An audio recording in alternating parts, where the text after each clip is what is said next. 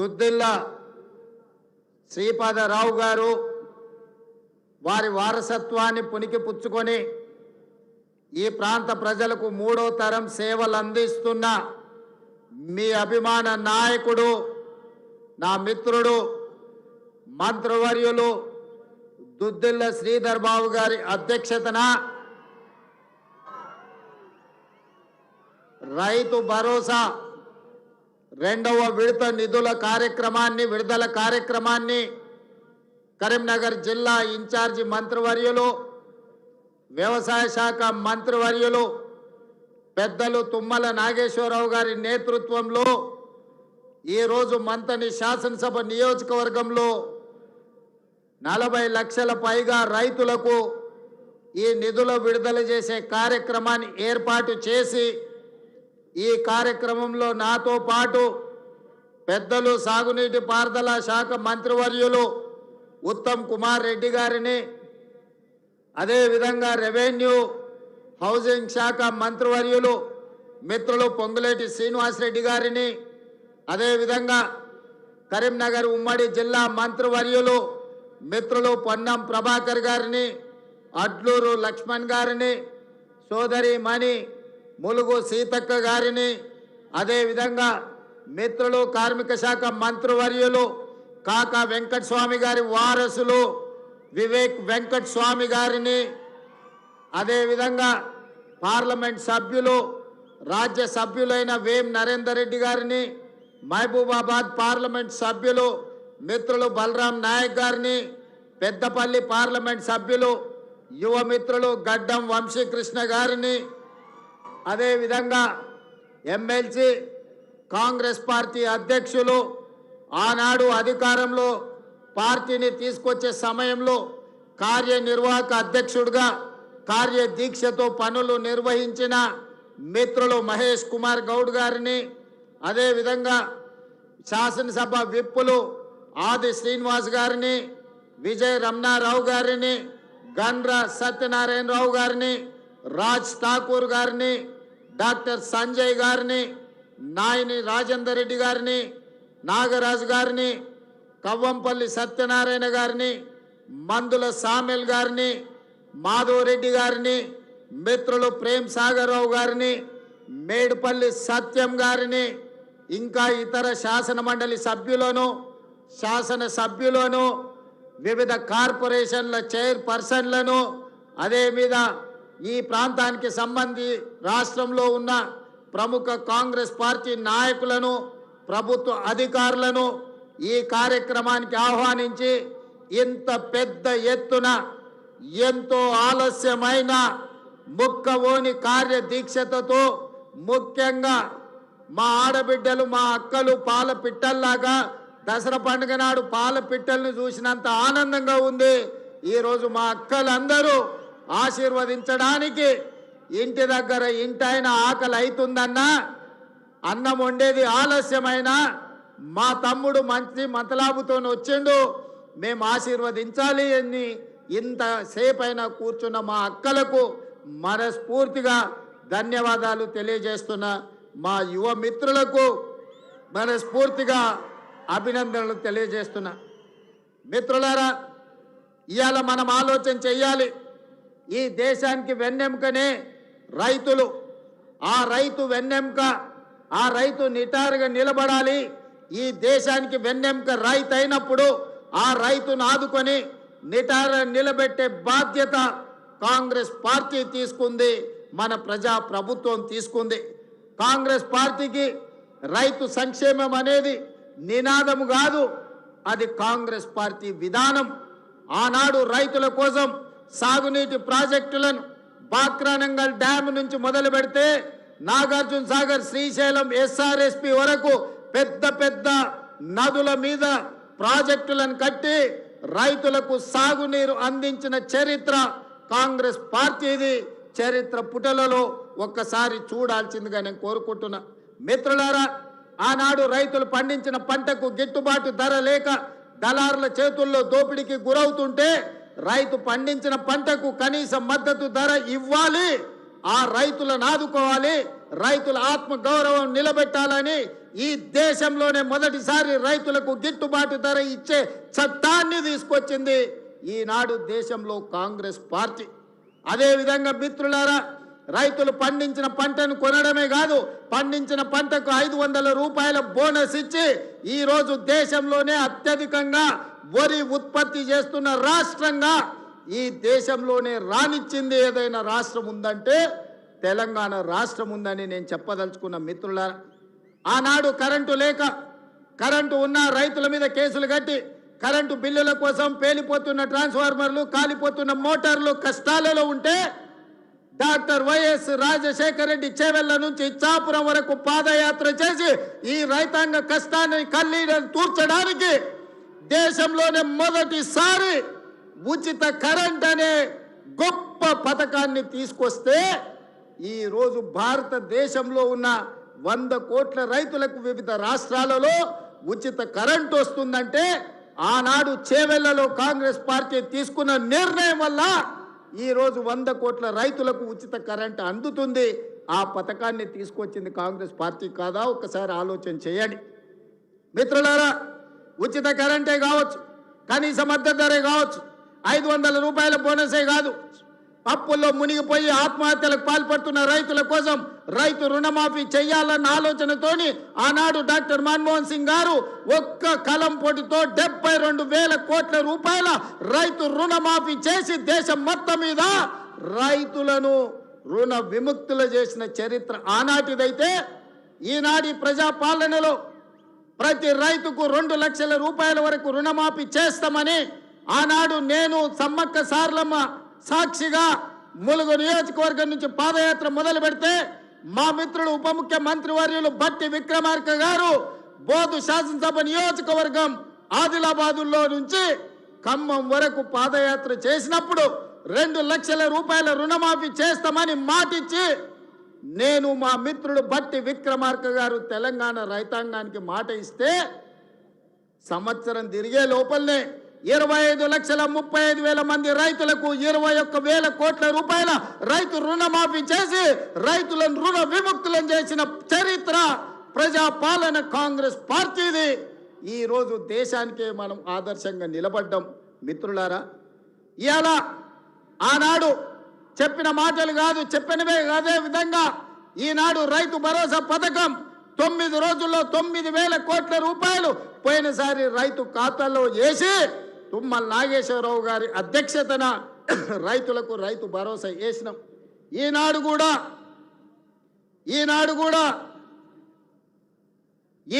కూడా రైతు భరోసాలో భాగంగా మొదటి విడతగా 3,500 కోట్లు, రెండవ విడత 2,200 కోట్లు, మొత్తం 5,700 కోట్లు ఈరోజు రైతుల ఖాతాలో రైతు భరోసా వేసి వచ్చే నెలలో ఇంకా 3,300 కోట్ల రూపాయలు రైతు భరోసా పథకంలో భాగంగా 9,000 కోట్ల రూపాయలు ఇవాళ రైతుల ఖాతాలో వేసి రైతుల కళ్ళల్లో ఆనందం చూడాలి.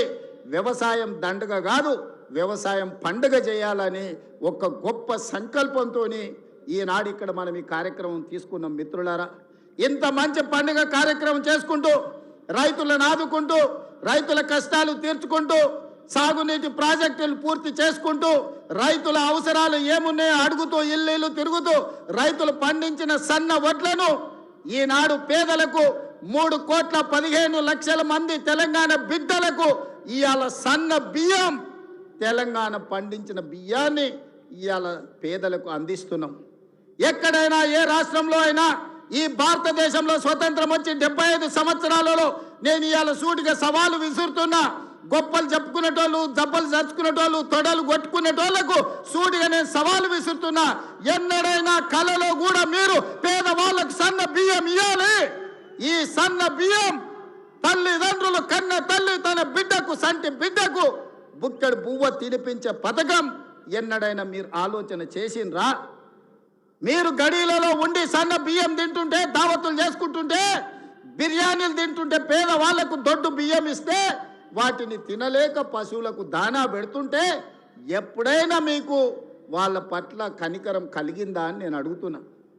ఇవాళ నేను అడుగుతున్న మిత్రుల ఈ వేదిక మీద నుంచి ఒక ఆయన అంటున్నాడు, ఇంతకాలం శ్రీధర్ బాబు గారు, అడ్లూరు లక్ష్మణ్ గారు అనేవాళ్ళు ఆయన పెద్ద మనిషి అని.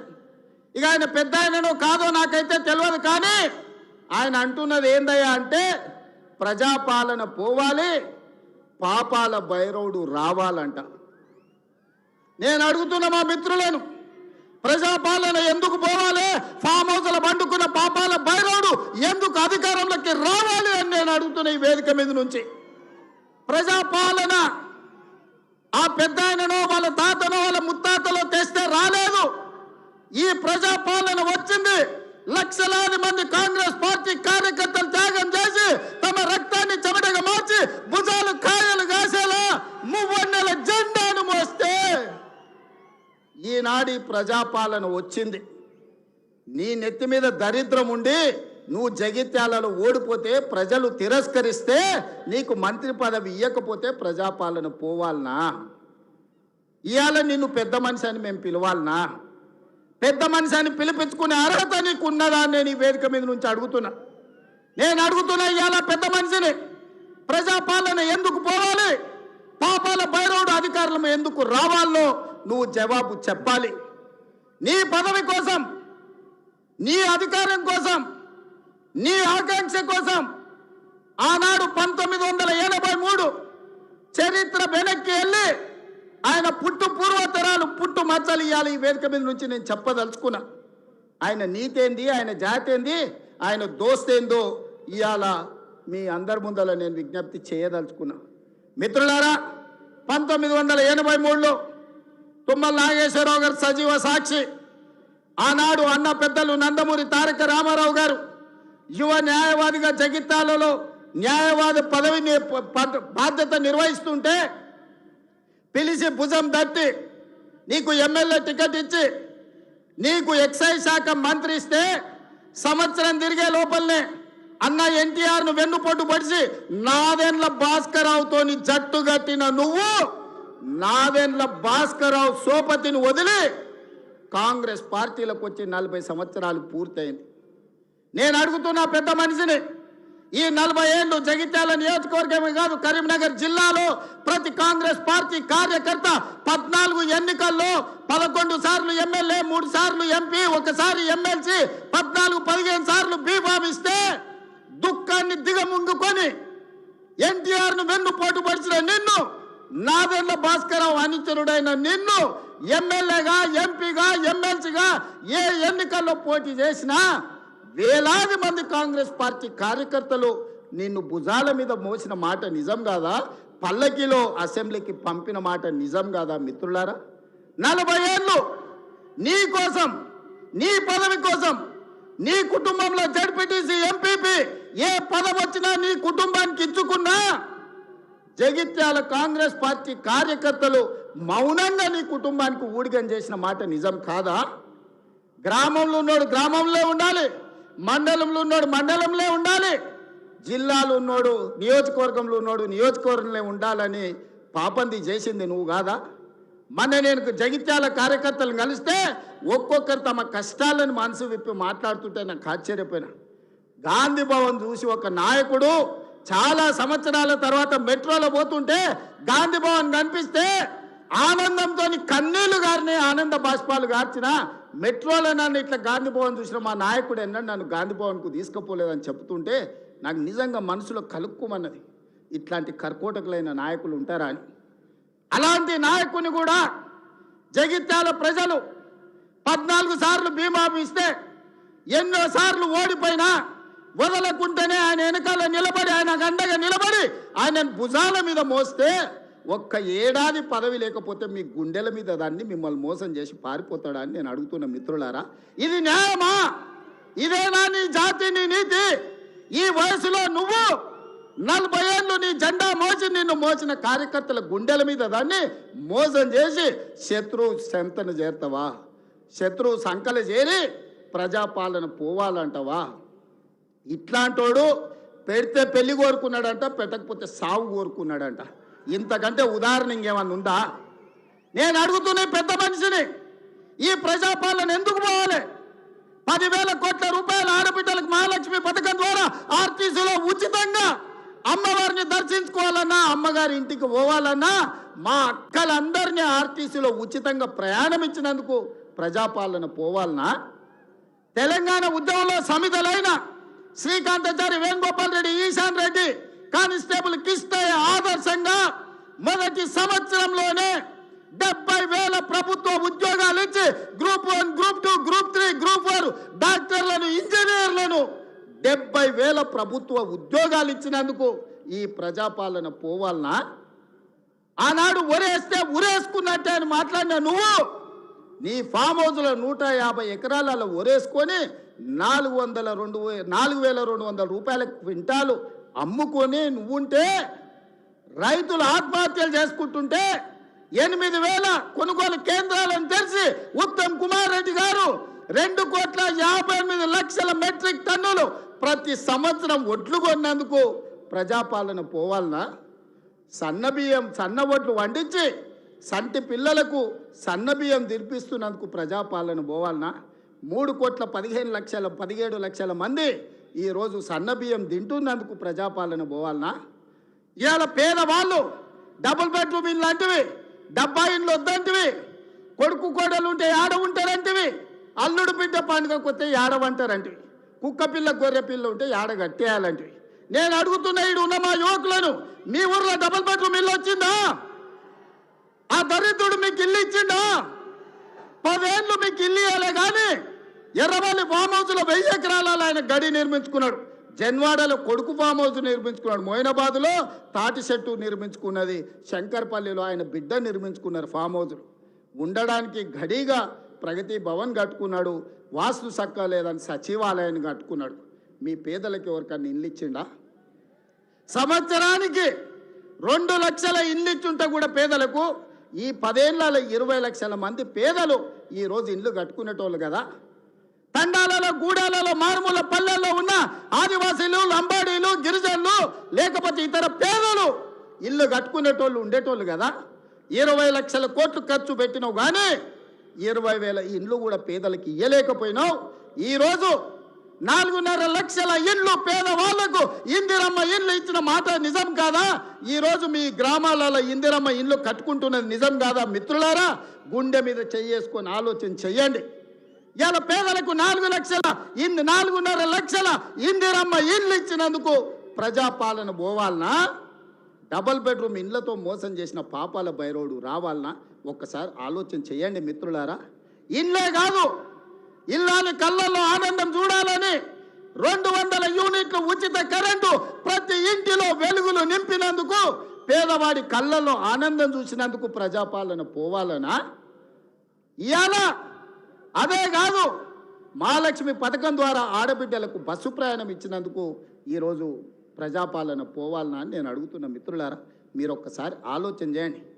ఇల్లు ఇస్తమే, ఇంట్లో కరెంట్ ఇస్తమే, 500 రూపాయలకు సిలిండర్ ఇస్తమే, సన్న బియ్యం ఇచ్చి కడుపు నిండా బువ్వ పెడితే, ఇందుకోసం ఈరోజు ప్రజాపాలన పోవాలనా? అంటే ఈ ప్రభుత్వాలు ధరల కూడిగం చేయాలి, గడీల ముందల బానిస బతుకు బతకాలనా అని నేను అడుగుతున్నా. ఇవాళ ఈ ప్రభుత్వం 70,000 ఉద్యోగాలు ఇచ్చింది, 21,000 కోట్ల రైతు రుణమాఫీ చేసింది. ఈ ప్రభుత్వం 28 నెలలలో రైతులకు 1,50,000 కోట్ల రూపాయలు ఖర్చు చేసిన మాట నిజం కాదా? ఆనాడు మా అక్కలీడు ఉన్నారు, పాలపిట్టల లెక్క బతుకమ్మ చీరలు ఇచ్చితే ఏం చేసిండ్రక్క? పొలాల కాడ పిట్టలను బెదరగొట్టడానికి గట్టి రవునా? ఎన్నాడన్నా ఈ తెలంగాణలో ఏ ఆడబిడ్డ అన్నా బతుకమ్మ చీరలు కట్టుకున్నారా? ఎన్నడన్నా పండుగ చేసుకున్నారా?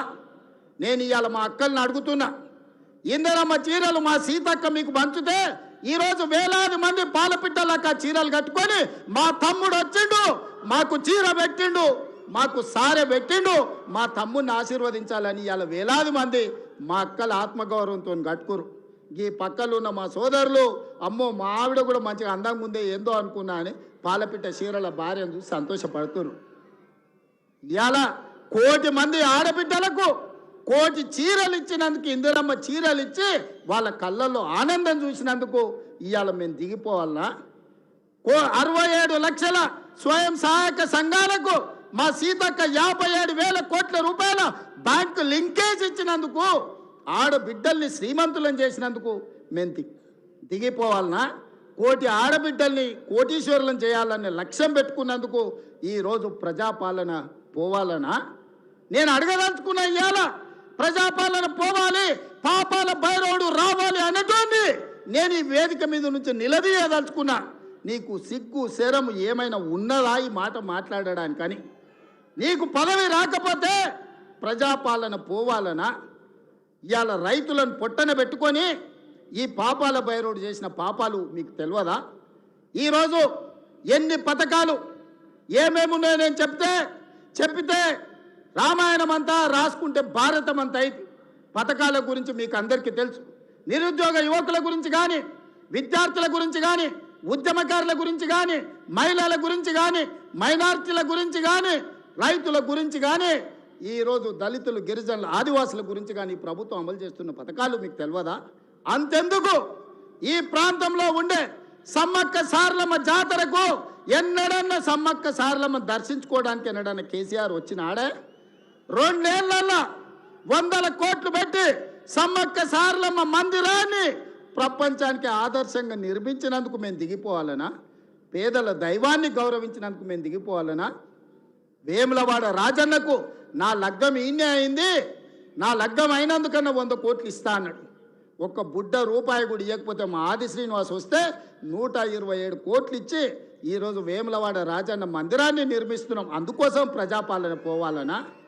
బాసర సరస్వతి విజ్ఞాన జ్యోతి బాసర సరస్వతిని 100 కోట్ల రూపాయలతోని బాగు చేస్తున్నందుకు ప్రజాపాలన దిగిపోవాలనా? ఇవాళ చిన్న కాళేశ్వరం ముక్తేశ్వర మందిరాన్ని ప్రారంభించుకుంటున్నందుకు ఈ ప్రభుత్వం దిగిపోవాలనా? సరస్వతి పుష్కరాలను నిర్వహించుకున్నందుకు పోవాలనా? భద్రాచలంలో రాములవారి గుడిని నిర్మించుకుంటున్నందుకు ఈరోజు ప్రజాపాలన దిగిపోవాలనా?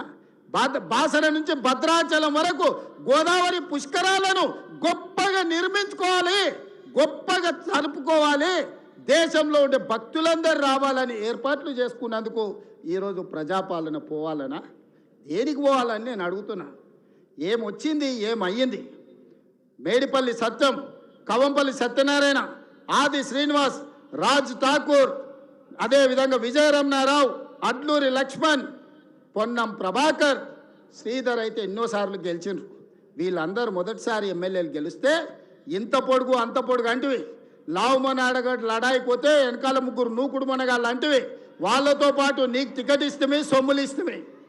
నీ నెత్తి మీద దరిద్రం ఉండి నీ బుద్ధి సక్కలేక జగిత్యాల ప్రజలు బండకేసి కొడితే అది మా తప్ప? ఎమ్మెల్యేకి బండకేసి కొడితే ఎంబడే ఎంపీ టికెట్ ఇస్తే బొంద పెట్టిరు వాళ్ళు, అది మా తప్ప? పార్టీ తప్ప? ఏం తక్కువ చేసింది నీకు పార్టీ? ఒక్క ఏడాది నిన్ను నమ్ముకున్న కార్యకర్తల కోసం ఓపిక పట్టవా?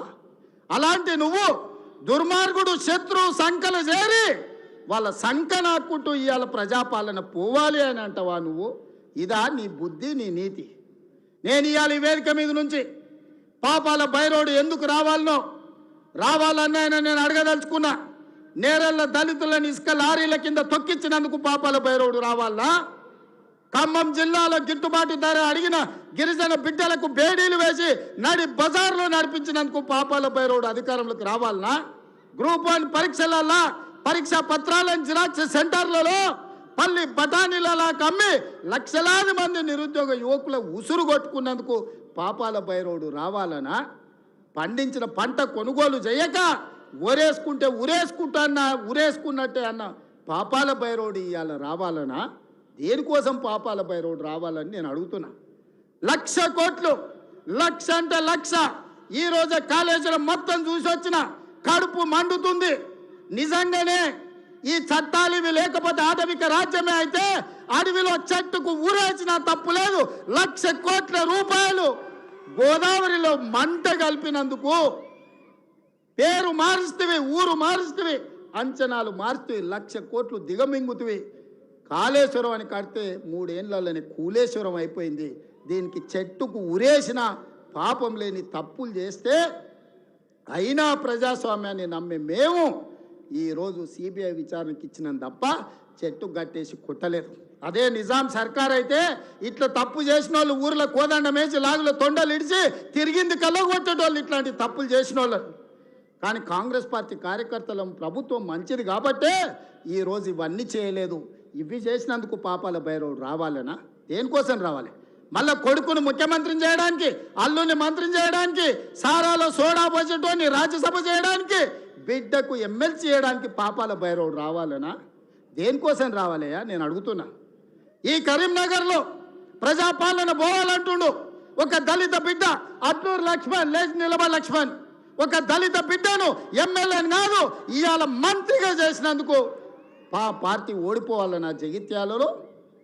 ఇవాళ పొన్నం ప్రభాకర్ ఒక బలైన వర్గాల బిడ్డను మంత్రిని చేసినందుకు ప్రజాపాలన పోవాలనా? ఒక ఆది శ్రీనివాసును విప్పు చేసినందుకు ప్రజాపాలన పోవాలనా? ఓ విజయ రమణారావును విప్పు చేసినందుకు ఈరోజు ప్రజాపాలన పోవాలనా? శ్రీధర్ బాబు గారి నేతృత్వంలో నడుస్తున్న ఈ ప్రభుత్వం ప్రజాపాలన పోవాలన్నా? మిత్రులారా మీరు చెప్పండి. కరీంనగర్ జిల్లాలో 3 మంత్రులు 2 విప్పులు ఇచ్చినందుకు ఈ ప్రజాపాలన దిగిపోవాలనా?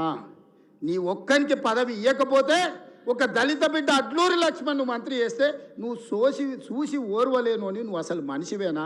గింత అసూయ, గింత ద్వేషం ఎవరికైనా ఉంటుందా కడుపులా? ఇంతకాలం ముసుగు తొడుకొని బతికాడు, ఈ నాళ్ళకు ఆ ముసుగు తొలగిపోయింది. కడుపు నిండా విషమే, విషమున్నోడు ఇవాళ కడుపులో కత్తులు పెట్టుకొని కౌగిలించుకుంటారు. చూస్తున్నాం. ఆయన ప్రభుత్వం వస్తాడంటే ఈయనకు పదవి ఇస్తాడంట. నీకున్న ప్రతిపక్ష హోదా ఊడగొట్టకపోతే నా పేరు మార్చుకుంటా బిడ్డ కేసీఆర్. 2023లో నిన్ను ఓడగొట్టిన, 2024లో నీకు గుండు సున్నా ఇచ్చిన, సర్పంచ్ ఎలక్షన్లో పాతరేసిన, మున్సిపల్ ఎన్నికల్లో ఉప్పు పాతరేసిన, జూబ్లీ హిల్స్ కంటోన్మెంట్లో నీకు గోరి కట్టిన, వచ్చేసారి ఆ గోరి మీద మా కాంగ్రెస్ పార్టీ కార్యకర్తలు జెండా ఎగరేస్తారు. ఇదే నా సవాల్ కాంగ్రెస్ పార్టీ కార్యకర్తల తరఫున. చూసుకుందాం కేసీఆర్, నువ్వు నేను వచ్చే ఎన్నికల్లో నువ్వా నేనా? ప్రజాపాలన పాపాల భైరవుడా?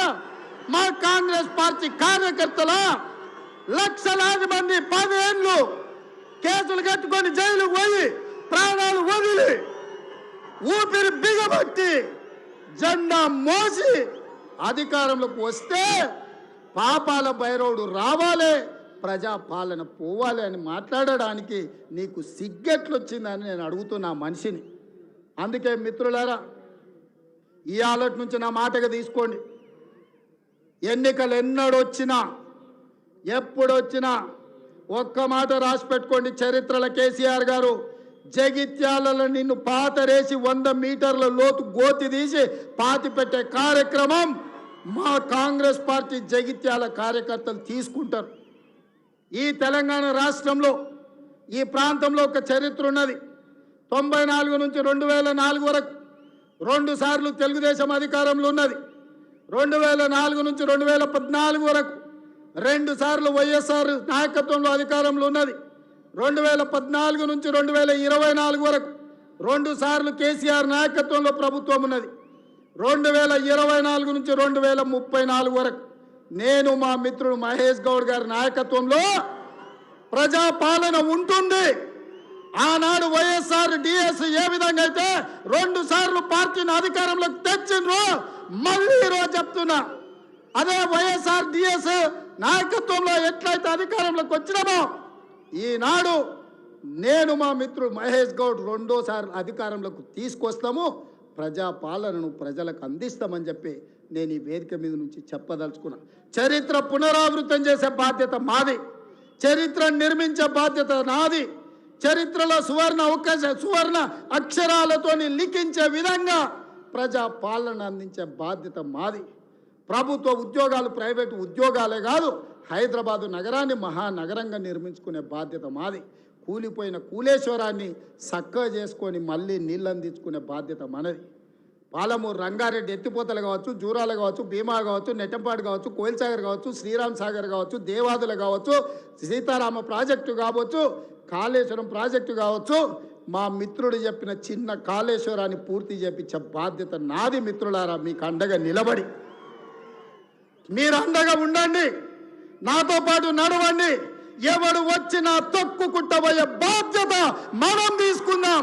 ఈ దేశంలోనే నేను చెప్పదలుచుకున్నా, ఈ దేశంలోనే అత్యధిక మెజార్టీతోని రాష్ట్ర ప్రభుత్వాన్ని ఏర్పాటు చేయడమే కాదు, వచ్చేసారి తెలంగాణలో 15 పార్లమెంటులను గెలిపించి రాహుల్ గాంధీని ప్రధానమంత్రిని చేసే బాధ్యత నాది మీది. ఈరోజు ప్రతిన బూనుదాం, రాహుల్ గాంధీని ప్రధానమంత్రిని చేద్దాం. మీరందరూ సిద్ధమేనా? సిద్ధమేనా? సిద్ధమేనా? సిద్ధమేనా? అక్కడున్న వేలాది మంది సోదరులు సిద్ధమేనా? సిద్ధమేనా? సిద్ధమన్నోళ్ళందరూ చేయి పైకెత్తి పిడికిలు బిగించండి. వేదిక మీద ఉన్న సోదరులు కూడా, నాయకులందరూ నిలబడి చేతులు ఎత్తండి. మీరందరూ నిలబడి చేతులు ఎత్తండి. జై కాంగ్రెస్, జై జై కాంగ్రెస్. రాహుల్ గాంధీ నాయకత్వం, రాహుల్ గాంధీ నాయకత్వం. సంపూర్ణమైన విశ్వాసం వచ్చింది మిత్రులారా. ప్రజాపాలన और एक बार కాంగ్రెస్ సర్కార్ అనాలి, సరేనా? और एक बार నేనంటే కాంగ్రెస్ సర్కార్ అని మీరు అనాలి. రెడీనా? రెడీనా? और एक बार, और एक बार, और एक बार, और एक बार, और एक बार, और एक बार. कांग्रेस सरकार, कांग्रेस सरकार, कांग्रेस सरकार. और एक बार, और एक बार. कांग्रेस सरकार, कांग्रेस सरकार. जय कांग्रेस.